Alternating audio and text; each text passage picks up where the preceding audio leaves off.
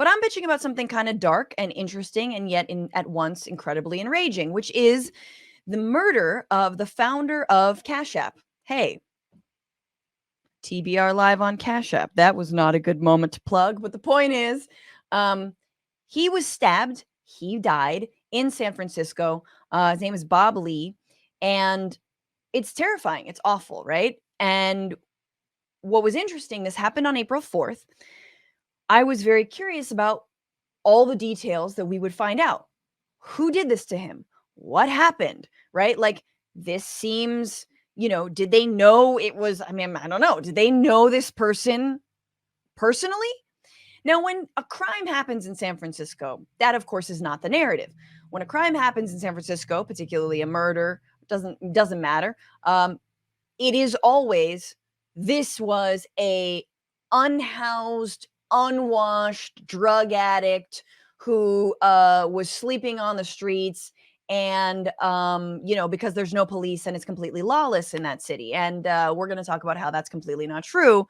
But that's sort of what we're led to think. Okay, stabbed, and murdered, you think a random person. Now, we still don't know who killed him. It might have been a random person. It might have been all of the things that fit into the right wing and sort of neoliberal tech bro ideology of what is the most dangerous thing in San Francisco. But we don't know. And interestingly, just recently, London Breed, and I'll talk about her in a second, London Breed, the mayor of San Francisco, said just on Saturday, there are going to be details of this case that are going to surprise people. All right, put that aside. Very curious about what that means. But folks aren't reserving judgment, right? Like I am. Curious, sad, want to know what happened. No, that's not happening. Instead, what is happening is everyone is blaming any minimally progressive supervisor in that city, right? And they can't blame who? They can't blame the former DA Chesa Boudin. Why? Because they recalled him, right? They successfully. So I don't know how they're going to do this, how they're going to sort of back time when Chesa was giving the knife to this murderer, right? Like, but they can't blame Chesa Boudin. So they're blaming a bunch of other people. They're blaming London Breed, which is hilarious because actually Mayor London Breed is super pro cop and has actually asked for even more millions and millions of dollars, $27 million, I believe, for the SFPD. But there were other people who weighed in, right? So, of course, you have Elong Long Long. Oh, wait. Here, hang on. Elong Long Long. Wait, I don't have this tweet, but he said, violent crime in SF, I have it here, is horrific. And even if attackers are caught, they're often released immediately. No, they're not. But that is, again, the richest man in the world and the guy who stupidly bought Twitter for way too much money, tweeting violent crime is out of control and all these criminals are released. Okay, so that's not true, but there he wasted no time. Then this is just more recently, where another tech like asshole is tweeting, who's out there willing to run against Dean Preston? Dean Preston is a progressive supervisor in San Francisco. We will give you unlimited support to create a safer San Francisco and remove this incompetent fool. And of course, Elon Musk weighs in, says, good question. Who is willing to run against Dean Preston? Elon would, but he's too busy stuffing his fucking face in tartine. All right? Carb face motherfucker. I'm sorry. This is, it's my own show. I don't have to apologize for shit. Here's the reality. Everyone builds up crime in San Francisco like it is absolutely out of control, like it's insane, like it's more than any other city in the country. And the reality is no.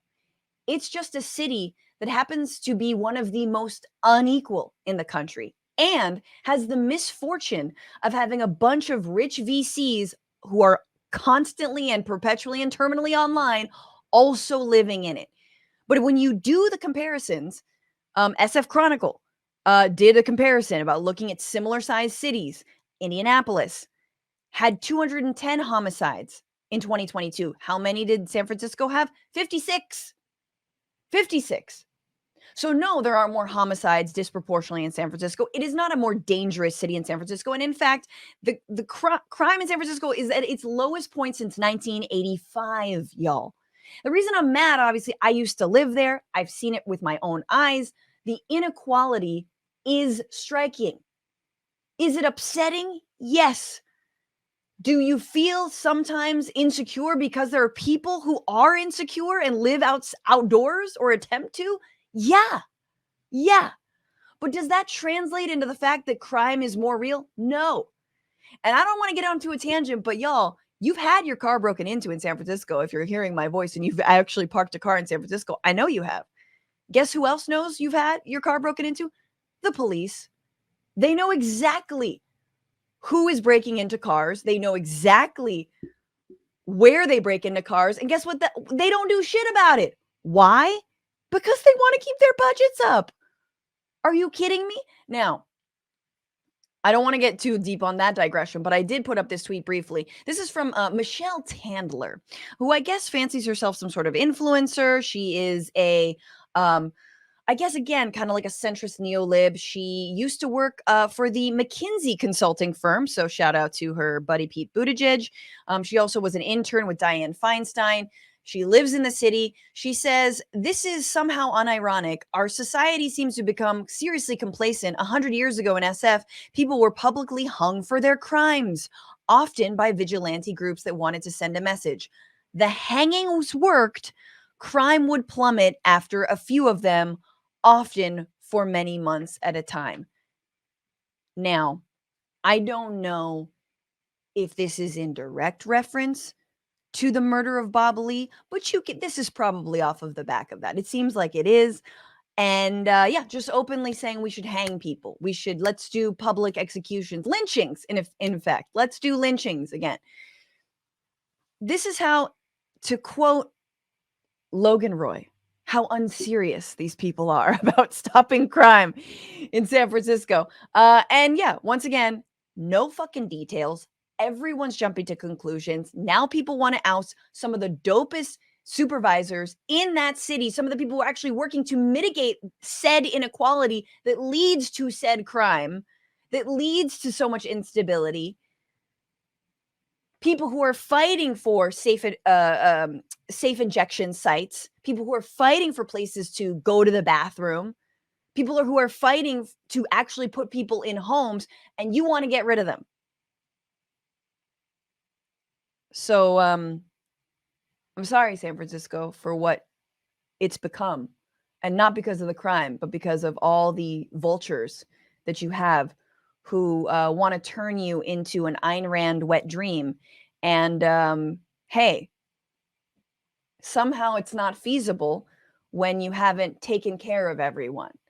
Your little downtown playground with its Whole Foods that just shuttered, that has fools freaking out because, oh my God, the Whole Food, we can't get rid of the Whole Food. You guys know what a cursed corner is? That corner is cursed. You know when like no businesses survive there? Yeah, no business is going to survive there in downtown where it's the most unequal place, not just in this, like in the state, not in the city, not in the state, but maybe in the country.